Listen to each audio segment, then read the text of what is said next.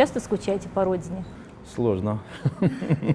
Ну, а кто говорил, что будет легко? Молодые люди с характером звонят, когда им что-то нужно. Что для вас значит фотография? Приклеилась ко мне. Или я к ней. Как вы познакомились? Как говорится, мама настояла. Счастье — это Пощелкал и уехал. «я мечтаю». У мужчин должно быть свое место в семье. Но это нам не важно. Судя по вашим интервью. Сколько мне нужно было есть пирогов. Роберт, совсем ты стал уже... Вот так и остался.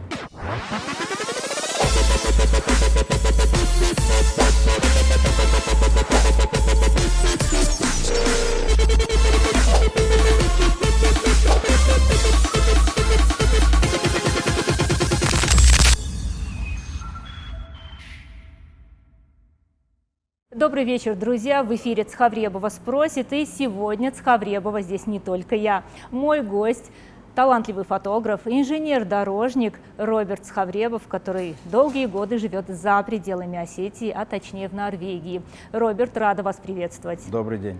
Вдвойне приятно, что вы мой однофамилец. Взаимно. Роберт, вы не были в Осетии 6 лет. Скажите, пожалуйста, на ваш взгляд, как изменился Цхинвал, как изменилась республика за эти годы? Стало чище, на мой взгляд. Стало больше дорог отремонтированных, и это очень радует, так как это еще и по моей специальности, так что мне это очень приятно видеть. А вот в целом как-то изменился город, не считая дороги?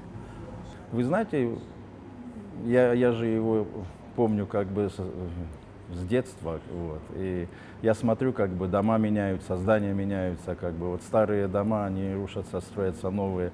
В какой-то степени это вот, ну, на мой взгляд, это жалко, как бы, но хотя я понимаю прогресс, как бы все новое, старое должно давать дорогу новому. И в принципе много изменений, вот, именно новые здания, вот это вот все. Приятно это видеть. Как вы считаете, меняются ли наши люди? Я так думаю, что да, потому что время, все меняются, я так думаю. Все мои друзья, одноклассники, как бы они остались такими же, как были. Это очень отрадно.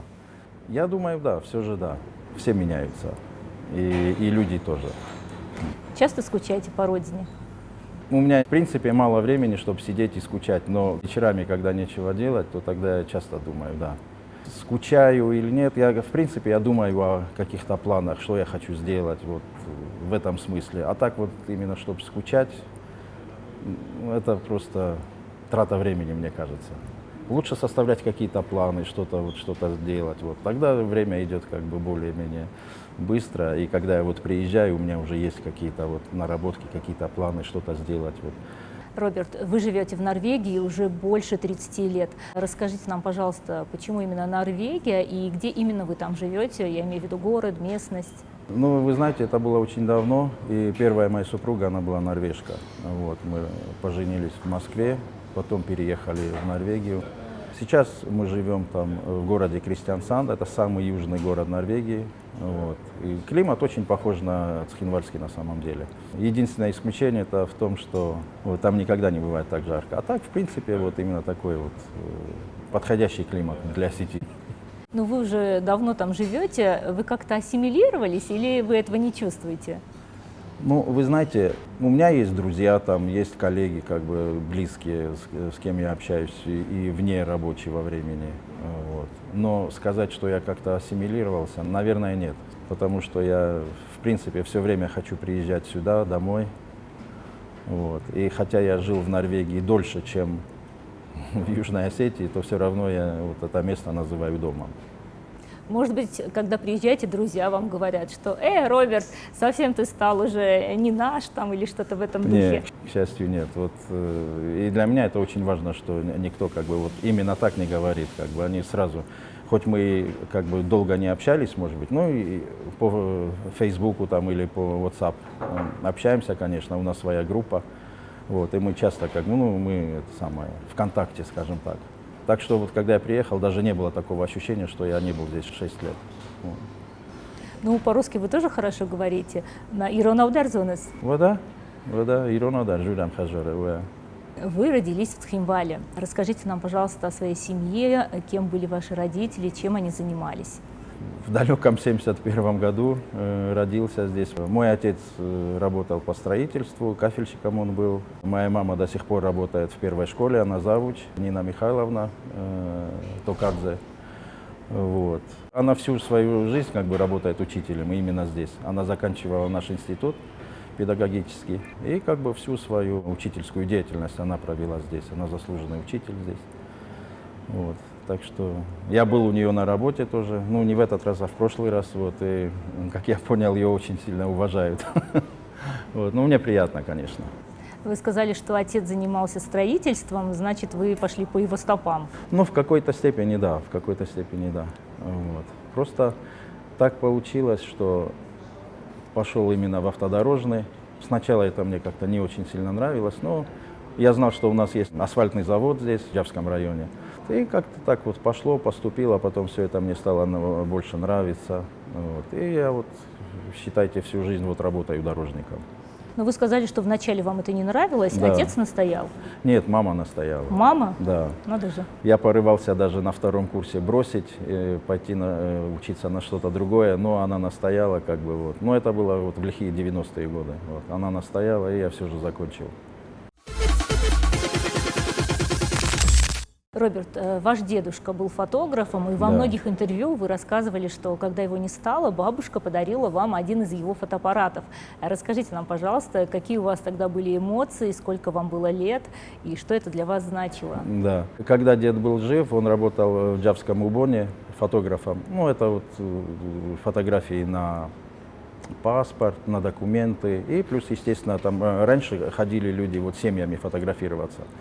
Вот, и он там работал. Вот. И когда он проявлял пленки, вот это все, вот, я всегда помогал ему, стоял в темноте рядом с ним и крутил эти бачки, не понимая, что это, зачем это. Ну, это, естественно, это мне не нравилось. Но в то время, знаете, да, взрослым, старшим сказать нет, это было просто невозможно. Вот. И я как бы исполнял свою часть. Вот. А потом, когда вот его не стало, вот, и осталась аппаратура от него, все, вот, и мне как-то стало интересно вот это вот. А вот техника меня всегда интересовала. Вот такие вот мелкие штучки, винтики, вот это вот все. Вот. И я потом попросил бабушку, дай мне один фотоаппарат, я хочу научиться. Ну, она мне дала один фотоаппарат, я пошел в ДТС, это рядом с этим, с Дворцом пионеров. Преподаватель Олег у нас был там. Вот. И я научился фотографировать. Вот с тех пор, как бы вот это примерно с 6 класса, да, вот, я как-то вот, фотография, она как бы вот приклеилась ко мне. Или я к ней, не знаю. А дедушка по отцовской линии был? Да, по отцовской. Цхавребов Павел Давидович. То есть получается, что любовь к фотографии у вас от дедушки, а все-таки основную специальность, по которой вы работаете, она у вас от отца? Ну да, скорее всего. Ну и, как говорится, мама настояла. Роберт, а почему вы все-таки пошли учиться не на фотографа, а в МАДИ? Очень интересный вопрос на самом деле. В то время я как бы занимался тоже фотографией, но это не было чем-то серьезным таким. И я никогда как бы так серьезно к этому не относился. Ну да, я носил с собой фотоаппарат в школу, фотографировал своих одноклассников, когда у нас вечера какие-то были, всегда этим занимался. И это было в какой-то степени достаточно, в каком-то смысле. Ну и в то время как бы не было же такого вот отношения к фотографии, что это вот что-то такое большое, что-то как-то себя можно выразить через фотографию. Ну да, художники, да, вот они создают что-то, скульпторы тоже. А фотография это было какое-то такое вот что-то, которое, ну... Что-то несерьезное? Несерьезное, да. Фотография не могла конкурировать с классическим искусством. Хотя во всем мире мы уже давно уже решено, что фотография это искусство. Да, вот мы иногда еще спрашиваемся, а это правда искусство или что это? Вот. И как-то так получилось, что да, когда я еще был школьником, то я научился фотографировать. Каждый раз, когда я проявлял пленку, всегда получались фотографии. И я уже подумал, ну фотографию я уже знаю, как бы. Уже, чему учиться? Да, надоело уже это как-то вот. А так получилось, что я вот как-то вот не бросил, продолжил этим заниматься. Вот, и чем больше я этим занимался, тем больше я понимал, что я знаю очень мало. Чем больше ты знаешь, тем больше было понимание того, что фотография это очень как бы широкое такое понятие, очень много чего в этом. Но тем не менее мысли о том, чтобы пойти учиться именно на фотографа, не было. Ну, в принципе, да, не было. Хотя я ходил на курсы всякие, это уже после, да, как бы, вот, когда я уже отучился в МАДИ. Вот, ходил на курсы по фотографии, именно не как фотографировать, а именно вот смысловая нагрузка этого дела. То есть для чего фотографировать, почему.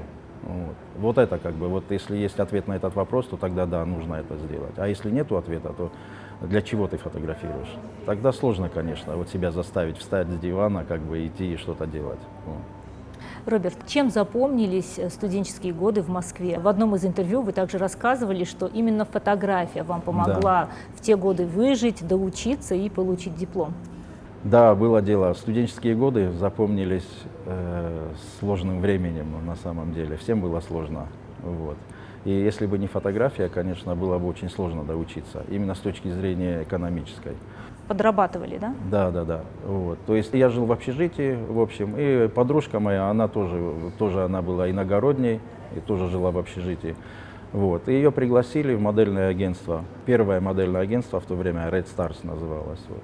Ее пригласили, но ей нужны были фотографии какие-то. Вот. И у этого модельного агентства был свой фотограф. Вот. Но так как это было дорого, она попросила меня сфотографировать ее, сделать какие-то вот фотографии для нее. Ну, я как-то никогда этим не занимался. Я говорю, ну ладно, давай попробую это. Сделал, вроде бы ничего особенного как бы. Вот. Ну, она их взяла, поблагодарила меня вот, и отнесла их туда. Вот. Ну, они посмотрели, это, говорит, не наш фотограф делал. Нет, не ваш, это, говорит, мой друг делал. Вот. Ну и как-то им понравились, наверное, эти снимки, они пригласили меня, мы поговорили, вот, и я стал работать там фотографом, вот, снимал моделей всяких, и девочек, и ребят. Вот, и вот это мне помогло как бы вот держаться на плаву, скажем так. Вот. И таким образом вот фотография мне помогла вот закончить институт. Это действительно было одно из лучших модельных агентств долгие годы. Каково было там работать, когда вокруг столько красивых девушек? Ну, вы знаете, в этом смысле, конечно, молодой парень, много красивых девушек и все, но я знал, зачем я там. Вот. И вы знаете, вот, чтобы сделать хорошую фотографию, нужно чуть-чуть отречься.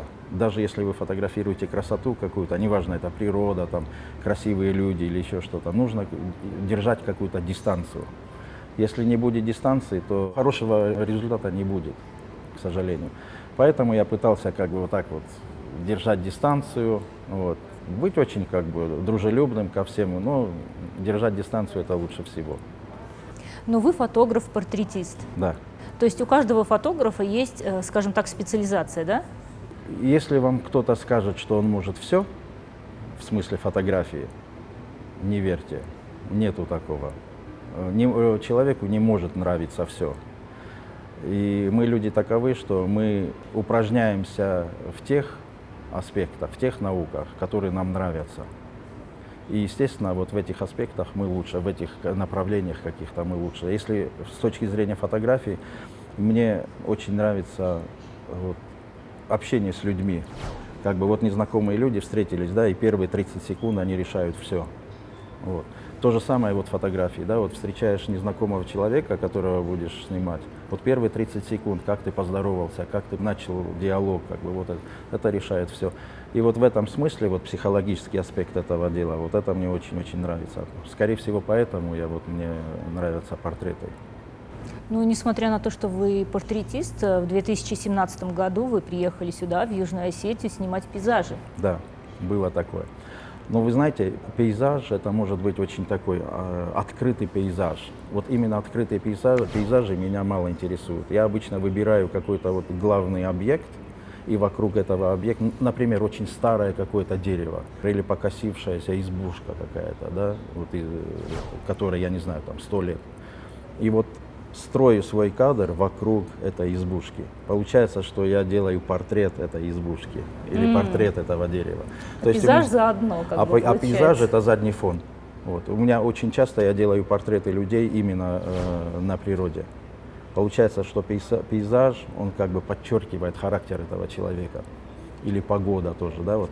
И в этом смысле как бы я не изменяю себе с точки зрения портретиста. Тогда, в 2017 году, когда вы приехали снимать, вы объявляли о том, что в следующем году, в 2018, будет выставка. Да. Но выставка так и не состоялась. К сожалению, нет, потому что были трудности, и я не смог приехать на следующий год.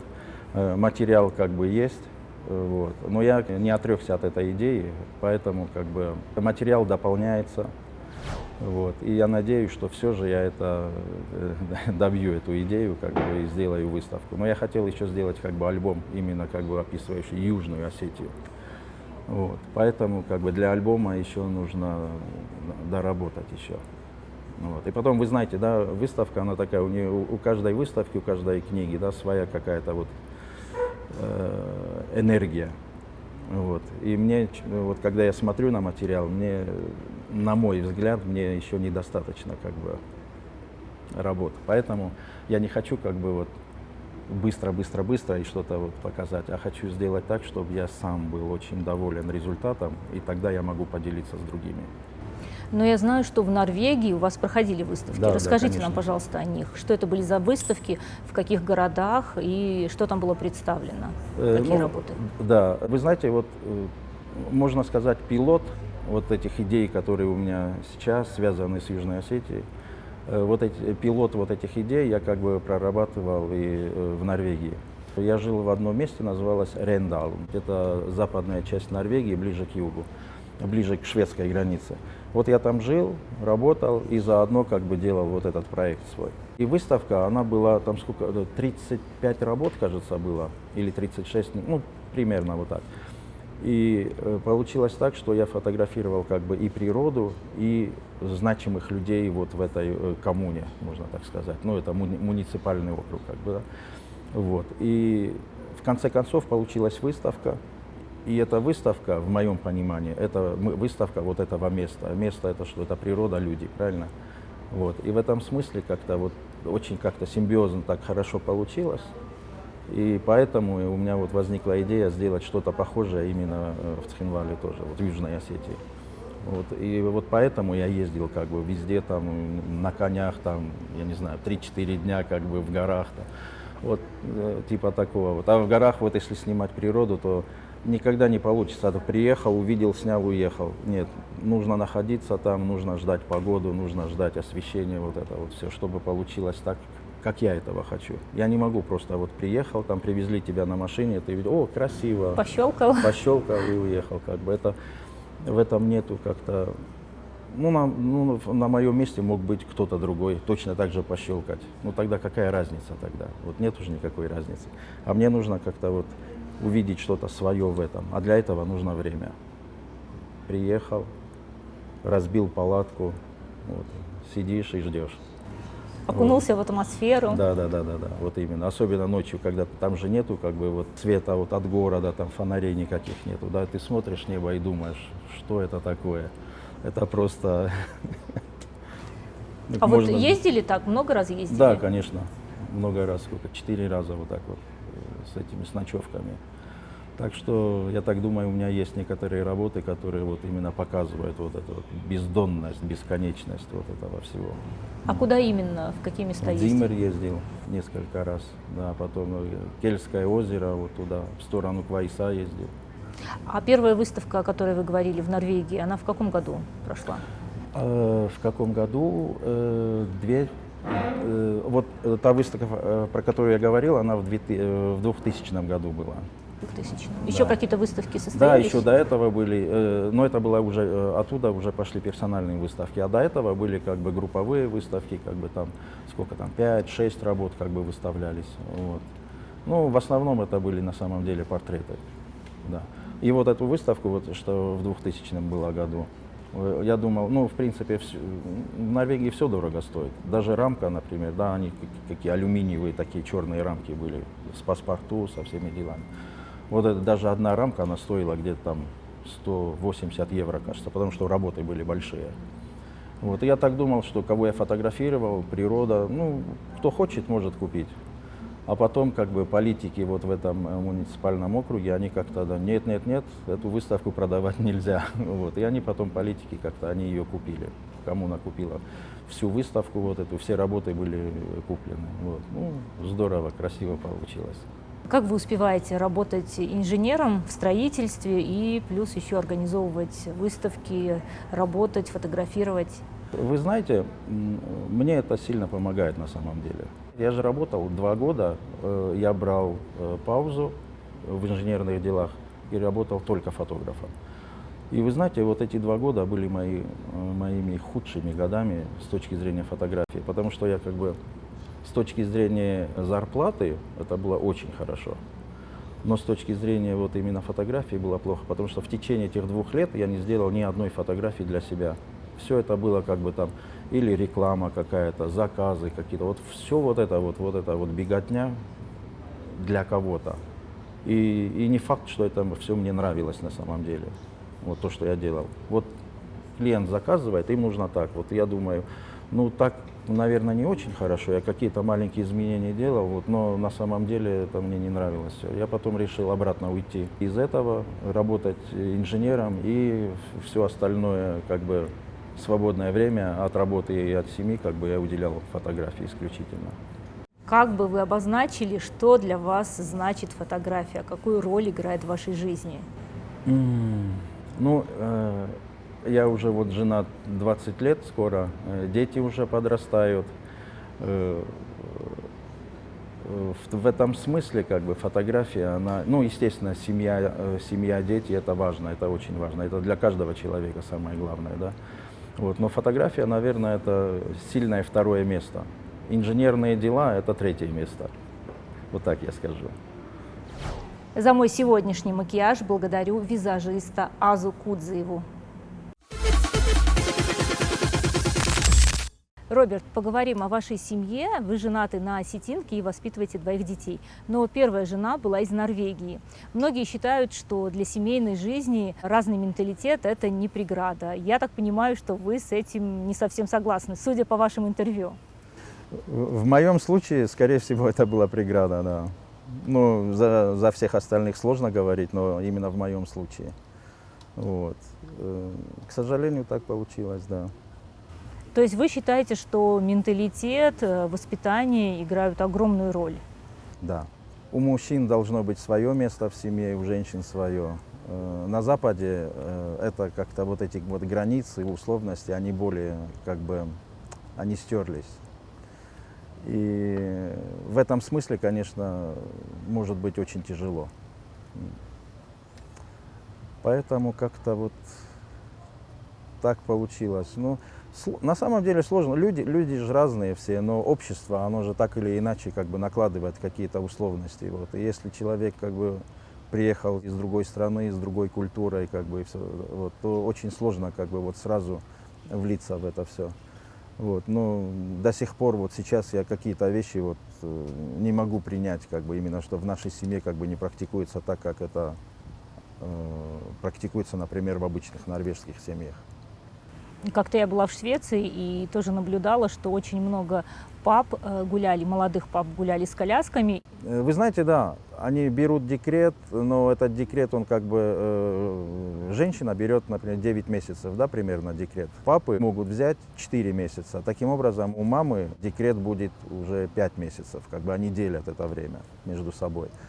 Вот. Для некоторых семей это очень хорошо, для других семей как бы это не очень. Вот. Но во всяком случае есть такая возможность. То есть это не обязательно, чтобы папы брали декрет. Вот. При рождении ребенка у отцов на работе им как бы 2 недели сразу дают отпуска в связи с рождением ребенка. Вот. А потом уже, как вы сами говорите, декрет, да, вот, и тогда это, семья сама решает, как бы, как это вот сделать. У вас 3 детей от первого брака, вы общаетесь с ними? Сколько им лет? Да, конечно. Близнецы, старшим им будет в этом году 29, и плюс еще 23 года мальчику. Вот, да, общаемся. Вот. Ну, естественно, они взрослые люди уже, как бы, вот. Я чаще общаюсь, конечно, с дочерью. Вот. А мальчики, они мальчики, как бы, вот. Звонят, когда им что-то нужно. Какую фамилию они носят? Фамилию жены или вашу? У них двойная фамилия. Цхавребов Брайан. Да, то есть двойная. Это нормально, в принципе, вот в Норвегии всегда вот так вот. На каком языке с ними разговариваете? Они в основном на норвежском или шведском. Вот. Потому что они на русском они как бы не очень хорошо. Вот, дочь даже на японском говорит лучше, чем на русском. Так Надо что, же. да, вот такие дела. Расскажите нам, пожалуйста, как вы познакомились с вашей нынешней супругой? В то время Винченцо еще строился, мне кажется. Он еще как бы не открылся. Какой это был год? Ну, мы уже, сколько, сейчас уже 20-й год. Мы как бы вот как поженились. Вот. Значит, это 2005, да, где-то так получается, 20, примерно, да, 2005-2006 год, вот так вот.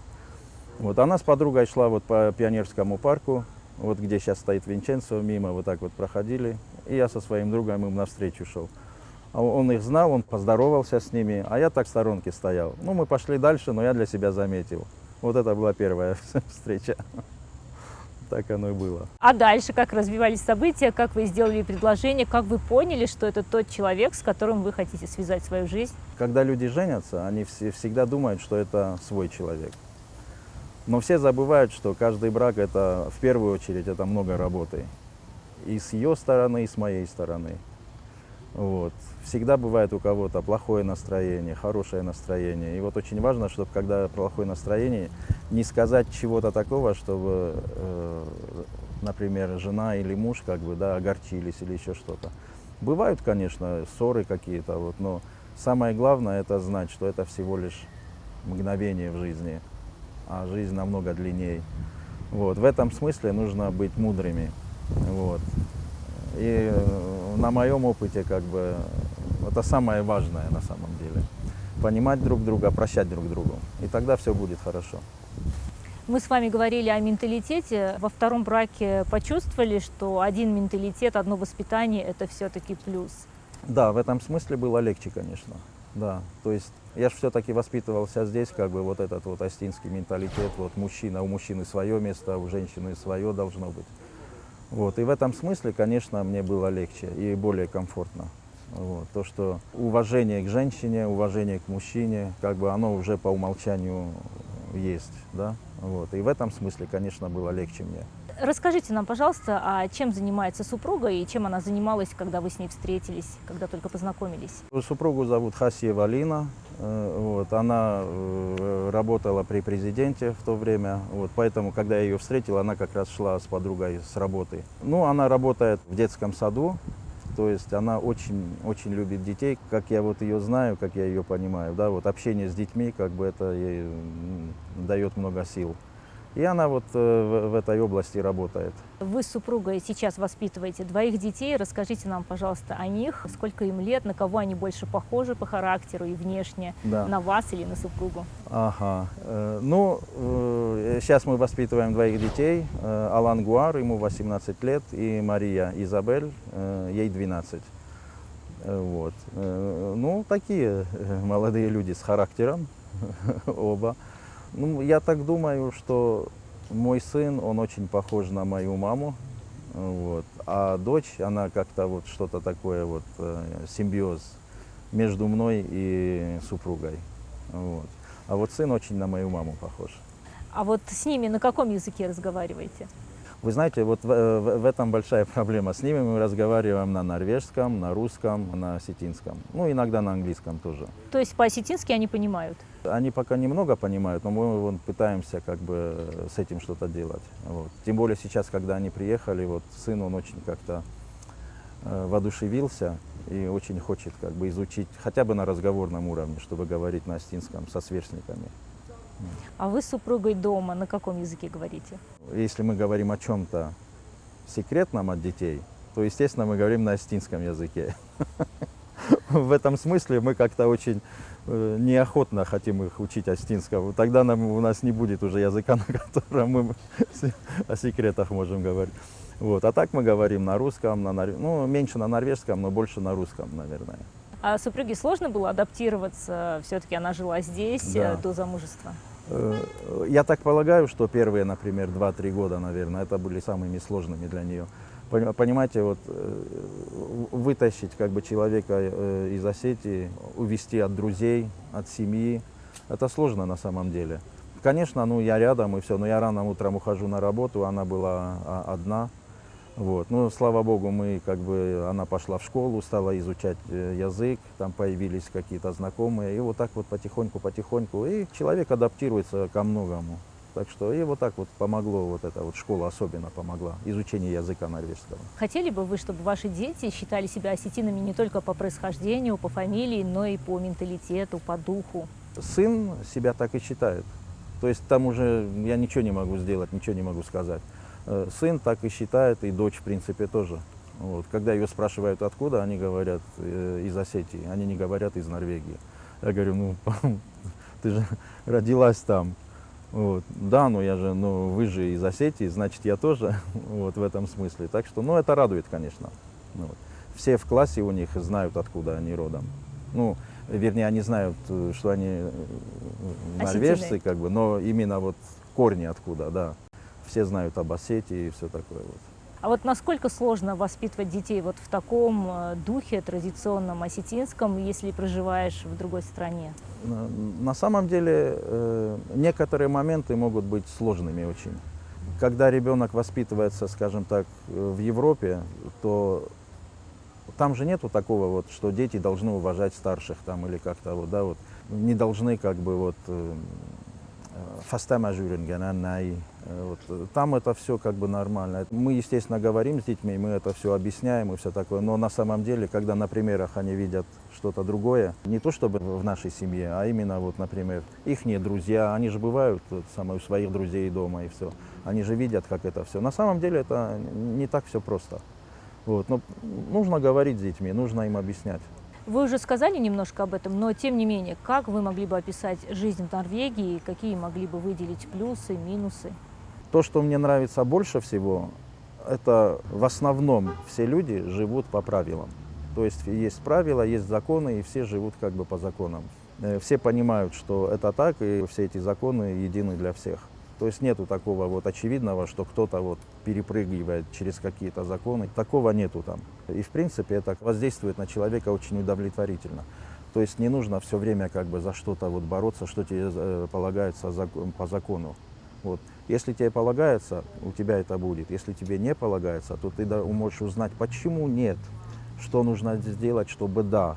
Вот. Это все как бы, вся эта информация открыта, все это как бы, вот там все делается как бы вот по закону. Это в принципе очень приятно на самом деле.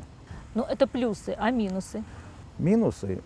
Я же все же родился в Южной Осетии, как бы, и вот это вот, как говорится, впитал в себя вот это вот. Иной раз какие-то вещи для меня лично, да, они бывают сложны, потому что вот как бы вот это вот осетинское во мне как-то может быть не согласно с чем-то. И мне приходится как бы, я сейчас как-то так утрирую, я говорю, но все же вот такое вот мое осетинское не всегда как бы синхронизируется с норвежским. Ну, например? По работе, например, да, вот. Есть нормативные требования, да, при строительстве дорог. Вот. И когда мы проектируем, делаем проектную документацию, да, мы проектируем дорогу, вот, и в принципе в стандартах написано, что точность проектировщика должна быть плюс-минус 3 миллиметра. Например, асфальтная дорога, да, и вот ширина, вот если, скажем так, ширина должна быть 6 метров, да, то точность этого покрытия должна быть плюс-минус 3 миллиметра. То есть самая большая ошибка – это 6 миллиметров. Например, власти померили эту дорогу, и она, например, не минус 6 миллиметров, да, а, например, скажем, она на 20 сантиметров уже, то они могут сказать, нет, мы это не примем. Вы должны это исправить, прежде чем мы это принимаем. Да? Но в то же время, например, есть оборудование, соединяется со спутниками, со всеми делами, и они вот меряют на самом деле. Вот это оборудование, у них точность плюс-минус 3 сантиметра. Получается, что оборудование, которым ты меряешь ширину дороги, у нее погрешность плюс-минус 3 сантиметра. То есть 6 сантиметров может быть ошибка, да? Но с нас требуют ошибку максимум 6 миллиметров. Я говорю, ну хорошо, а каким оборудованием вы это можете померить? Ну, это нам не важно, у нас такие требования, вот и все. И вот такого типа вещи, то они, есть я по говорю, букве закона вот всё. зачем это требовать, если вы не можете это проконтролировать, например. Вот, то есть я, ну, ширину дороги я как бы, можно и линейкой померить, да, это как бы очень, ну, образно, да, но, например, это самое, например, подъем дороги, как померить, если у вас ошибка такая, вот. Вот и в этом смысле, конечно, когда я вот начинаю вот с властями, как бы, скажем так, тягаться, то они же не могут мне доказать иначе, потому что это моя профессия, я это все знаю, как бы, да. И они говорят, ну, мы ничего не знаем, такие требования, так что давайте вот так делать. Я говорю, ну ладно, давайте так делать, только вам это будет намного дороже стоить.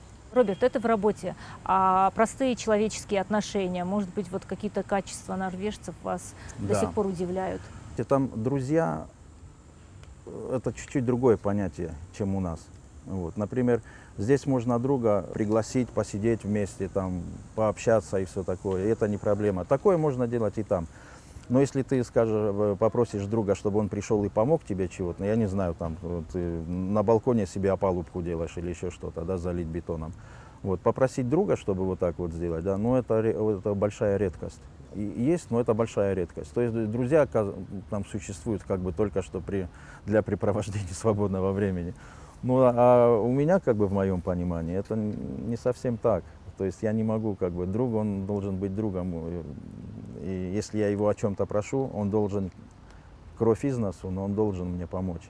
Поэтому я прошу, потому что я сам это не могу решить, правильно? Ну, как и в пословице, друг познается в беде. Скорее всего так, да, скорее всего так. А там вот чуть-чуть по-другому вот это вот все. И мне, конечно, это, ну, не совсем нравится. Поэтому, как бы, вот отсев друзей, он очень такой жесткий. Вот. Знакомых много, вот. А вот друзей таких бывает, ну, 3-4 максимум. Общаетесь ли там с осетинами? Да, там есть одна семья, они живут в Осло. Они раньше жили в Кристиансанде с нами. Ну, мы тесно общаемся, конечно. Вот с ними у нас вот такое вот, да. Он, например, если мне очень что-то нужно, он может приехать из Осло, помочь мне и обратно уехать. И вот такие дела. Много ли вообще осетин в Норвегии? И сожалению. они там сплоченные или не очень? К сожалению, очень мало. Вот. Кого я знаю, мы очень сплоченные. Ну, две семьи на самом деле, не очень много. Роберт, а как вы любите проводить свободное время с семьей или с теми же друзьями? У нас же нету, к сожалению, бабушек, дедушек, с нами не живут, как бы мы все время в своем соку как бы варимся, да. Ну вот друзья есть. Часто мы как бы можем выехать на природу, к морю, например, там взять с собой, я не знаю, мясо там потушить, что-то пожарить, как бы барбекю сделать, вот такие вот вещи. Ну, довольно-таки часто мы делаем так, или к себе пригласить. Потом у нас, слава богу, собственный дом, много места, так что мы часто приглашаем к себе. Жена делает пироги, все очень любят их. Поэтому как-то вот очень популярно, как бы к нам идут гости. Я читала в одном из ваших интервью, что жена берет 2 сорта норвежского сыра и как-то вот компонует. 2-3 разных сорта норвежского сыра, чтобы подойти, вот консистенция, чтобы была правильной. Вот. Так что вы представьте себе, сколько мне нужно было есть пирогов, чтобы вот Вывести, да, вот эту. чтобы вывести эту правильную формулу, да. Вы сказали о семейных вылазках, а не бывает у вас каких-то таких мужских, как их назвать, в мужской компании, Посиделок, чтобы вы да. отдыхали, да, там, Да, или бывает. путешествовали один, может, какие-то хобби, рыбалка, охота, еще что-то? Да, на рыбалку мы часто ходили раньше, а потом, когда вот, если мы выезжаем куда-то, то я, естественно, беру с собой фотоаппарат. А моим друзьям это сильно не нравится. Тогда все мое внимание идет на фотографию. Они говорят, да брось ты этот аппарат, ты сюда фотографировать пришел или с нами время проводить. Я говорю, и то, и другое. Вот. Ну, у меня, вот, к сожалению, у меня как бы вот всегда, когда с собой фотоаппаратура, то всегда как бы мое внимание идет туда. Вот. Поэтому я пытаюсь и друзьям тоже уделять время. Друзья, семья, это все работа, это нужно как бы уделять время друг другу.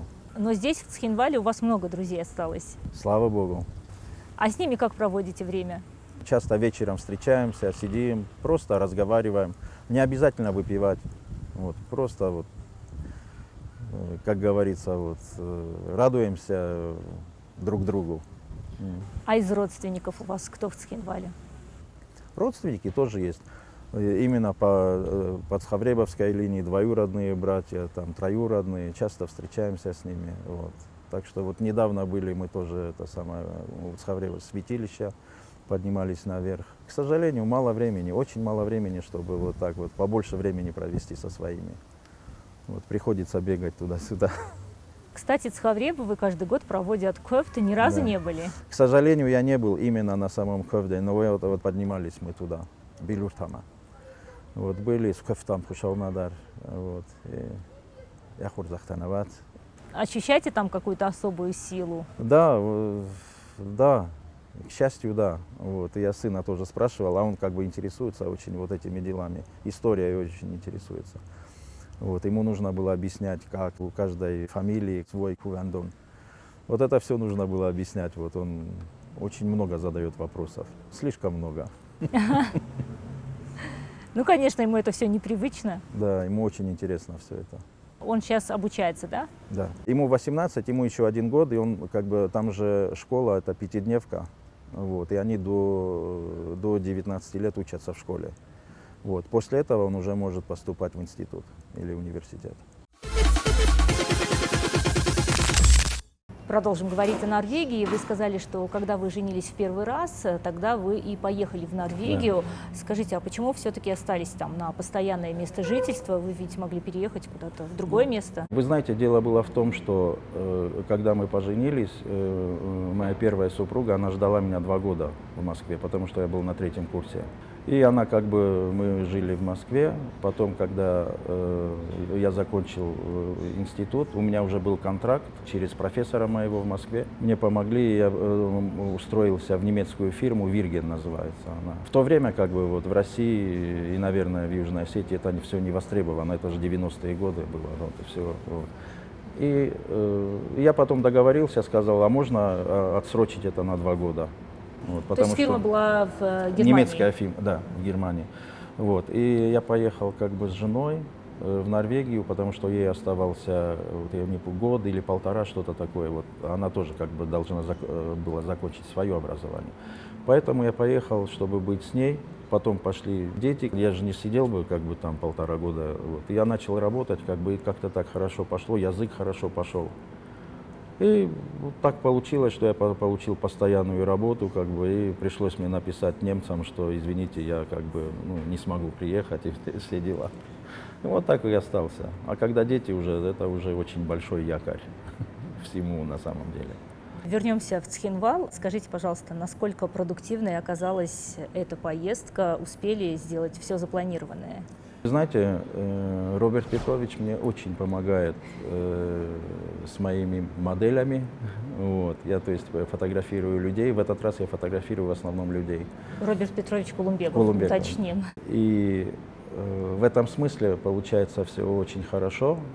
Я никогда не смотрю на результаты после съемок. Я минимум где-то 3-4 недели. После этого я начинаю смотреть на материалы, что и как отснял. Вот, поэтому я надеюсь, что все получилось хорошо. Кое-что, скорее всего, надо будет переснять. Это я уже по своему опыту говорю. На нашу съемку вы тоже приехали со своей съемки. Да. Скажите, а кого именно вы фотографируете? Каким образом отбираете людей, героев для своей фотографии? Заслуженных людей, людей искусства, вот, людей, которые так или иначе как бы влияют на жизнь в Южной Осетии. Как бы. Вот таких вот видных людей тоже. Например, Нафи я успел сфотографировать в свое время. Вот у меня очень хороший портрет его есть. У меня есть много контактов здесь, я спрашиваю людей. То есть это же не то, что так, что с точки зрения одного человека только. Вот. Потому что вот значимые люди, они могут быть как бы и неизвестны так широко, правильно? Вот, которые вот, делают свое дело каждый день, и это очень важно для республики. Вот такие люди меня тоже, конечно, интересуют. А детей фотографируете? Детей тоже фотографирую, конечно, но реже. Маленьких детей, вот очень маленьких детей, почти никогда не фотографирую. Дело в том, что это как на охоте. С ними невозможно коммуницировать никак, правильно? Поэтому я как бы это никогда не делаю, но если делаю, то это исключительно для друзей. Вот. И тогда я напрягаю сильно родителей. Тогда они рядом со мной стоят и вот пытаются как бы вот привлечь внимание ребенка. Потому что незнакомому человеку для ребенка сложно коммуницировать. Тем более, например, годовалый ребенок. Ну как там? Нужно быть просто, если какой-то интересный кадр, значит, тебе просто повезло как фотографу. Вот и все. Скажите, пожалуйста, в этот раз вы приехали один? Нет, я приехал с семьей, жена и 2 детей. Сын мой читает очень много об Осетии, об истории. Ему это все очень нравится. Вы сказали, что в этот приезд у вас очень много работы, вы фотографируете. А успели повидать своих друзей, давних знакомых? К счастью, да, успел повидать и друзей, и одноклассников. Мои друзья — это мои одноклассники как бы. Когда планируете приехать в следующий раз? Я надеюсь, что следующим летом тоже у меня получится приехать. Но однажды я хочу приехать именно зимой тоже. Потому что у меня все мои мотивы, они как бы летние. Потому что у меня отпуск только летом. И в этом смысле хочется приехать и в другое время тоже. Не было никаких проблем приехать сюда в этот раз в связи с обстановкой в мире? Проблемы с документами, в принципе, не было никаких, но сам перелет был, конечно, сложный, потому что из одной страны в другую, в третью, и только потом как бы сюда. Это намного дольше, дороже, как бы. Самое главное, больше времени на это уходит. Только перелеты заняли где-то 18 часов. За помощь в организации съемок благодарим кафе «Премьера». Роберт, и традиционно в конце моей программы блиц-опрос. Я начну фразу, а вы, пожалуйста, продолжите ее, но недолго думая. Сложно. Ну, а кто говорил, что будет легко? Попробуем, давайте. Счастье – это Фотография. самый большой грех. Не любить кого-то. Больше всего я ценю в людях. Честность. Если бы я мог изменить в этом мире или в своей жизни что-то одно, то я бы чаще говорил своим родным людям, что я их люблю. Я мечтаю Долголетие своим близким. о себе, что бы вы пожелали. Все, что мне нужно, у меня есть, в принципе. Я не знаю, здоровье, наверное, самое главное. На этой позитивной ноте наше интервью подошло к концу. Я вас благодарю за интересный рассказ. Спасибо огромное. Друзья, сегодня я беседовала с фотографом, с инженером-дорожником Робертом Цхавребовым. На этом наша программа подошла к концу. Всего доброго, до свидания.